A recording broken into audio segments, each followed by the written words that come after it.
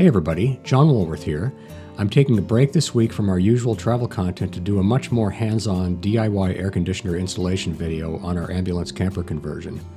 We bought an OutequipPro 12-volt air conditioner to install on our ambulance build so we can travel in summer and hopefully still be off-grid.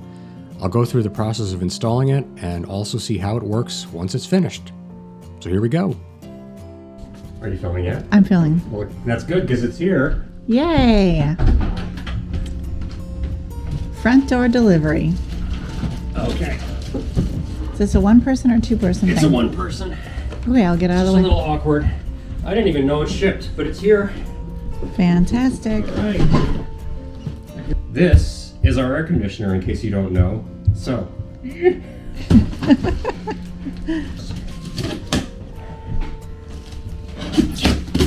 Because in South Carolina, you cannot go without an air conditioner. Absolutely not. This is a game changer for you too, because we can leave you in the van. Do you like that idea, Sadie? Oh, look at that. Woohoo! Wow. Beautiful.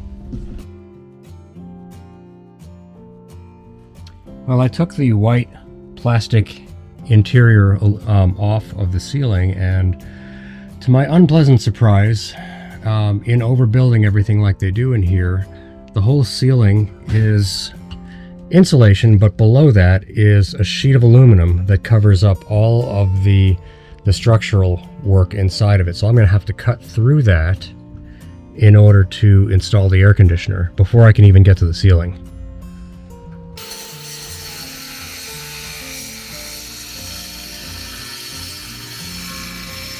Well, this is where it gets real now. I'm putting holes in the roof.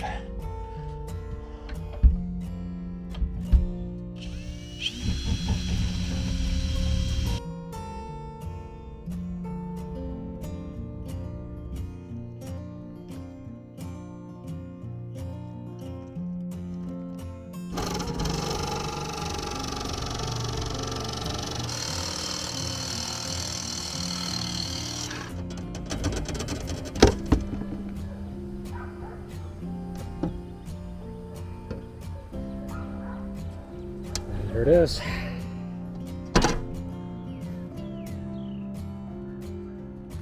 Okay, now the difficult part, getting this thing onto the roof. Fortunately, it's not that heavy.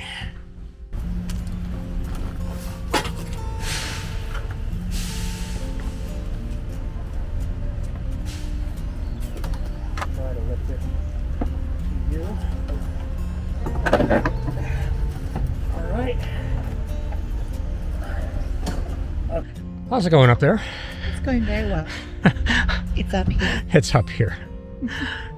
I'm glad it wasn't like twice as heavy, because most of these are like 80 to 100 pounds. Yeah, this was not that bad. Nope. So, yeah, I will get the gasket up and then adjust it, and we'll be good to go. Then I cleaned up here because I've got the gasket I have to place.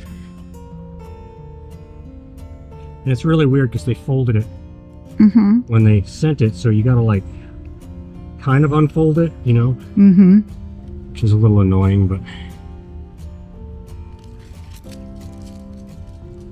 okay.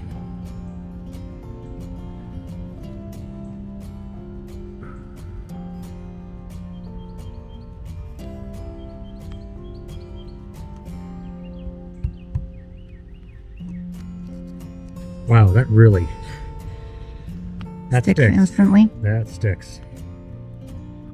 Are those little circle things supposed to be in there? These are the little rubber gaskets that keep it from compressing too far. Oh, it's got a set distance it can compress, and then it stops. So it's a sealant, and those help it to not compress. It. Yeah. Awesome. Where do those go? They go in the back to support the back of it. Okay, that makes sense. All right. Good.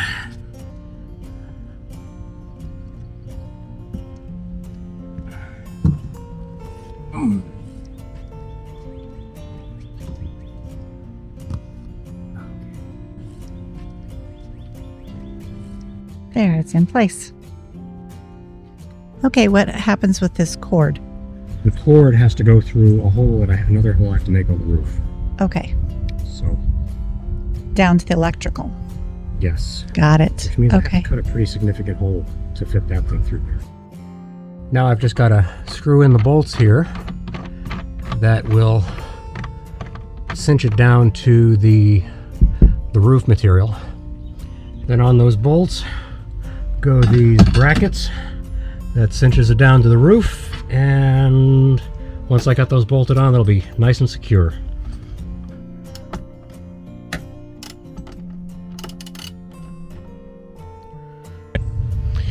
All right, another humid day here in South Carolina. We've got some heavy rain coming later on, so I'm trying to finish this up on the outside before that happens.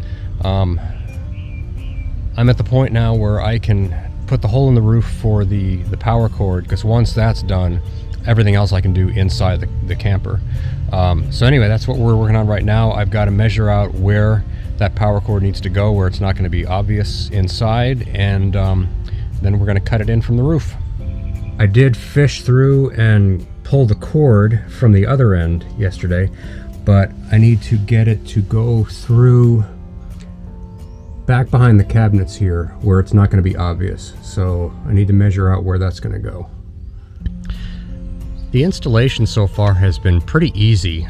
The only gripe I have right now is that I wish that this electrical connection either was not so enormous, or that you could disconnect the cord from the other end of it, because cutting a hole this big in the roof, I just don't like having that much of an opening for water to get into. I'm really gonna have to seal that up. So that's my only gripe right now. I have the wire fed through the cab of the ambulance now, fished it through into the electrical box. They do give you 12 feet of 6-gauge wire in the kit, so that's plenty for what I needed to get it down here. So now I'm going to hook it up to the bus bar.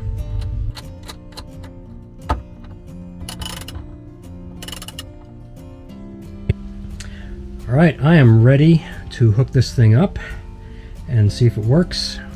The most difficult part of this was actually not the installation of the air conditioner itself, but actually trying to get this beadboard in to replace the ceiling, and I had to cut the holes and wrestle it back into place. And a lot of cutting and coming back and cutting again. So anyway, here we go. So before I get everything hooked up, I do have to put this foam in here, and what this does is it keeps the air conditioner from drawing hot air in from the ceiling. All right, now we're at the point where we just hook up the wires and hopefully it works. There we go, there's one. And then, oh, something beeped. Okay. And press it up into place. Okay. Okay. But now, these little guys, and I'm really hoping that they shouldn't have gone in beforehand. That would be terrible. Oh, yeah. Okay, that would have been a good thing to check. No, they just pop in. They just pop in. Yes. Oh, good. Yep. And they Beautiful. turn whichever way. They turn whichever way you want. There we go.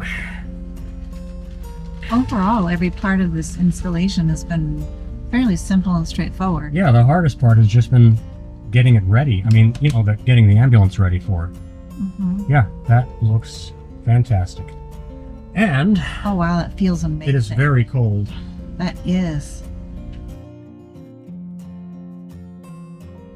It says it is pulling 87 watts. You have to multiply that by 3 because I have 3 batteries, so roughly 260 watts, which is absolutely amazing.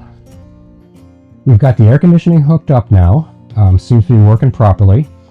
And today is the day to do a real world test. So it's South Carolina here, and for those of you who do not live in the eastern United States, South Carolina in the summertime is extremely hot. It is currently 88 degrees with a heat index of 98 degrees. The dew point is 75, so it's very, very humid. And the inside of this camper right now says it's 82, 83. It keeps fluctuating between that. I have not done anything to this ambulance to make it more resistant to heat or anything like that. There's no film on the windows or anything like that. The only insulation in here is what it came with. So this is going to be a real world test. So I'm going to go ahead and turn on the air conditioner. I'm going to put it to its highest setting, and I will also do a sound test to see how noisy it is. I will check to see what kind of wattage we're pulling. And then what I'm going to do is I'm going to just go back inside my house for an hour, and we will come back in an hour and see what happens. So let's go ahead and turn it on. Now the nice thing about this air conditioner is it does ramp up rather slowly. It has a built-in soft start, so there's not a spike in amperage when you start it up. So let's just go ahead and do a decibel test here as it's ramping up here. All right, so I have the fan turned up all the way now.